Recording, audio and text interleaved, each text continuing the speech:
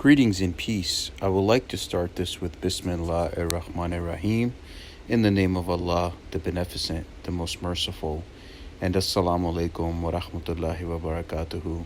Peace be with you and yours. Today's presentation I would like to talk about the Fae and the fairy realm in Islamic cosmology. I hope you enjoy this, and I represent myself only. This presentation is offered for educational and spiritual entertainment purposes only. It explores Islamic theology, Sufi metaphysics, folklore, and comparative mythology, and does not claim doctrinal authority beyond traditional and academic sources. All interpretations are presented with respect toward Islam, Quranic teachings, and the spiritual legacy of scholars and mystics. Listeners are encouraged to approach the material with discernment, reflection, and intellectual humility. Across civilizations, humanity has sensed that reality extends beyond the visible world. From angels and jinn to fairies and spirits, cultures have preserved knowledge of unseen intelligences as part of a larger sacred order. Rather than escapism or fantasy, these narratives often encode ethical teachings, metaphysical truths, and warnings about human arrogance, imbalance, and forgetfulness of the divine. Islam uniquely formalizes belief in the unseen as a core article of faith. The Quran repeatedly reminds humanity that true reality extends beyond sensory perception. Belief in the unseen disciplines the ego, reminding humans that knowledge is limited and that existence is governed by divine wisdom rather than human control. Islamic cosmology traditionally recognizes angels created from light, jinn created from smokeless fire, and humans created from clay, each with distinct roles and responsibilities. These categories are not symbolic abstractions alone, but living orders of creation operating within divine law and moral accountability. Jinn are pre-Adamic beings created from fire who inhabit dimensions overlapping the human world. They form societies, consume sustenance, marry, reproduce, and eventually die. Like humans, jinn possess free will. Among them are believers and disbelievers, the righteous and the corrupt, refuting simplistic portrayals of jinn as inherently evil. So basically, you have Muslim jinns, non-Muslim jinns, good people, bad people. That same analogy applies to the jinn world as well. In Sufi metaphysics, particularly in the teachings of the Sufi master Baba Muhayyuddin from Sri Lanka, fairies, known as Fari, are a distinct category of beings closely related to jinn, but more human-like in appearance. They are described as extraordinarily beautiful, subtle beings who can assume forms instantly and who dwell in remote mountains and hidden realms. Baba Muhayyuddin taught that fairies possess wings, human-like faces, and luminous bodies, and that they speak Arabic and live within structured kingdoms and societies. They are described as Muslim in essence, meaning they submit to the divine will rather than acting in rebellion or chaos. So basically, the definition of a Muslim is one who submits to the will of the divine, the will of God. King Solomon, known as Prophet Suleiman, peace be upon him, was granted authority over jinn, animals, and the elements, not as tyranny, but as stewardship grounded in wisdom and humility. His dominion illustrates that spiritual authority flows from submission to God, not from power or coercion. Baba Muhayyuddin also teaches us the story of Prophet Suleiman, King Solomon, who sought to feed all of creation. Allah allowed him to attempt feeding a single fish, which was like a leviathan-type monstrous fish in the ocean, which consumed mountains of food without satisfaction.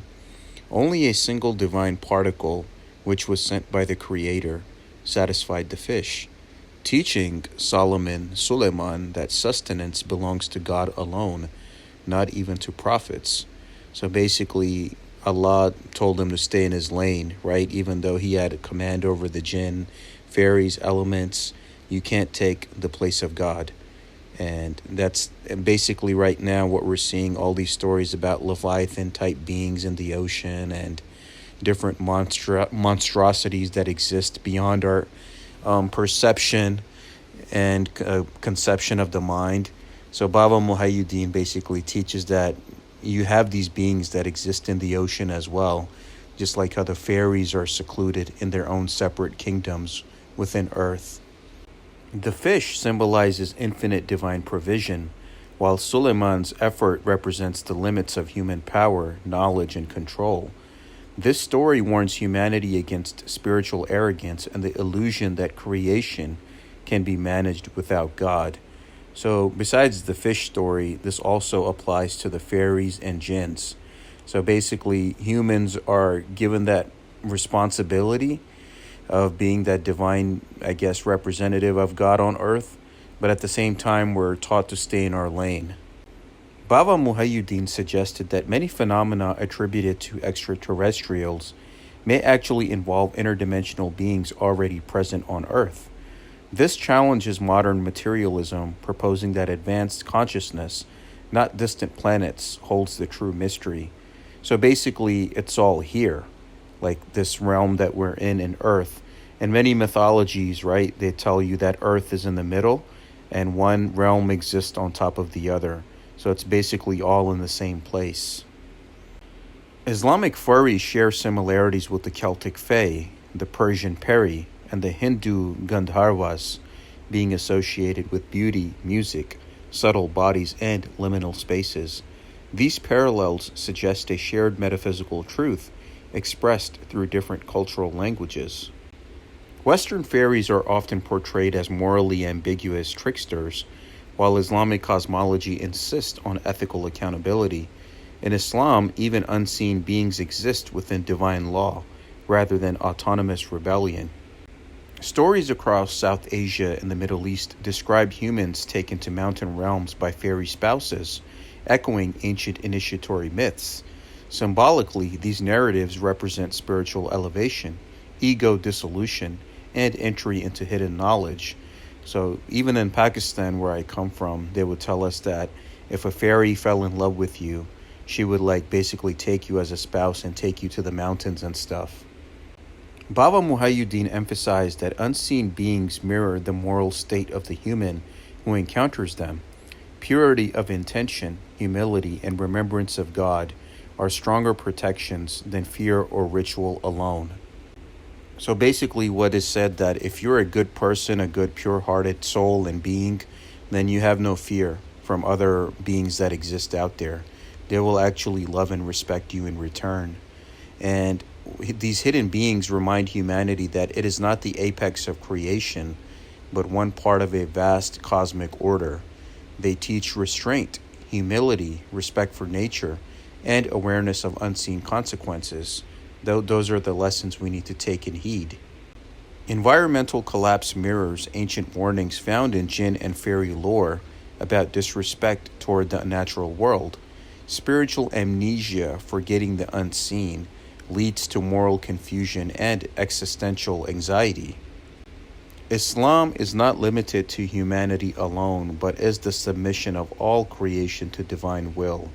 Angels, jinns, fairies, and humans alike exist within this universal act of surrender.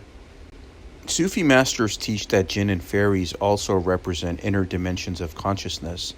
Mastery over the nafs, your lower self, the ego, mirrors harmony with the unseen realms. Baba Muhayyuddin embodied unity with all beings through compassion, humility, and remembrance of God. His teachings bridged East and West, restoring sacred cosmology to a modern audience. And if you're in the Philadelphia area, I highly encourage you to go check out the mosque and the fellowship and the bookstore that they have in the Overbrook section. Baba taught that the human being is God's secret and God is hidden within the human being. The unseen is not distant, it is veiled by our own forgetfulness. Here are the academic resources that I've used. The Quran, of course, Surah Al-Jinn, Surah Sabah, Surah Ar-Rahman, and of course Baba Muhayyuddin's book, King Solomon and the Realms of Jinn and Fairies. And I encourage you to check that out as well. Thank you for watching. If any questions or comments, please email me at salmansheikh911@gmail.com. And of course, all my work is under the copyright laws of fair use for the purpose of nonprofit, education, free speech, entertainment, and information purposes. Thank you. All rights reserved.